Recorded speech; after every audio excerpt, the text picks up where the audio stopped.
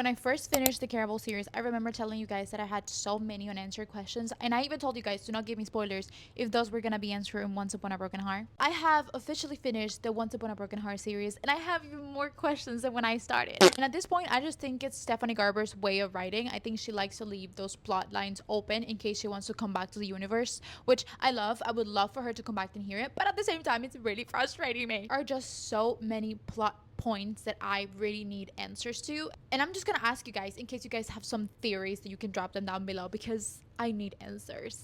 Jax and the whole eating apples thing.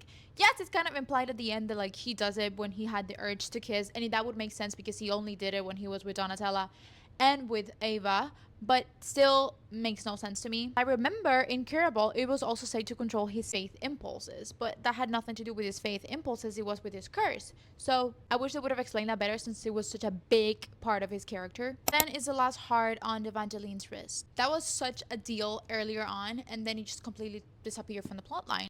It never gets addressed, it's almost forgotten.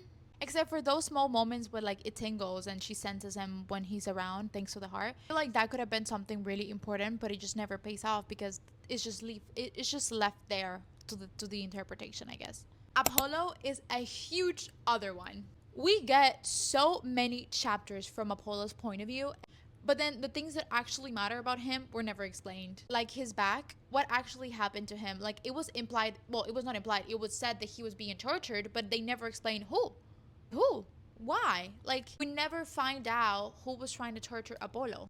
If we're gonna spend that much time on his perspective that we don't care, I feel like those answers should have been included in it. There are characters that we completely stopped hearing from. Tiberius, what happened to him? He was obsessed with his brother, obsessed with killing Evangeline, and then out of nowhere, he escaped and we never heard from him. Chaos, I loved Chaos, and I wish we have heard more from him. Like, I need a book from Chaos, actually. He just completely disappeared at a certain point, and we don't hear from him anymore at the end. Why? Lala?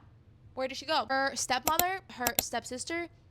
About Scarlet and Tella, the way that they never care about Evangeline ever again. They was like, oh yeah, we're gonna send you to the Magnificent North. Like, did they never heard the stories that everything that was happening? Or like, I understand that they just trying to make a cute little cameo of them in the beginning, but I feel like they would have cared, you know? Even the way that the curse is broken felt a little underwhelming. I get the whole love breaks every curse. I wish it would have been handled in a more complex or impactful way. I still loved it, ate it up. That was such a beautiful scene, I'm obsessed, but it just felt too simple for something that was supposed to be so important. Like, all of that build up just for him to kiss and nothing happened.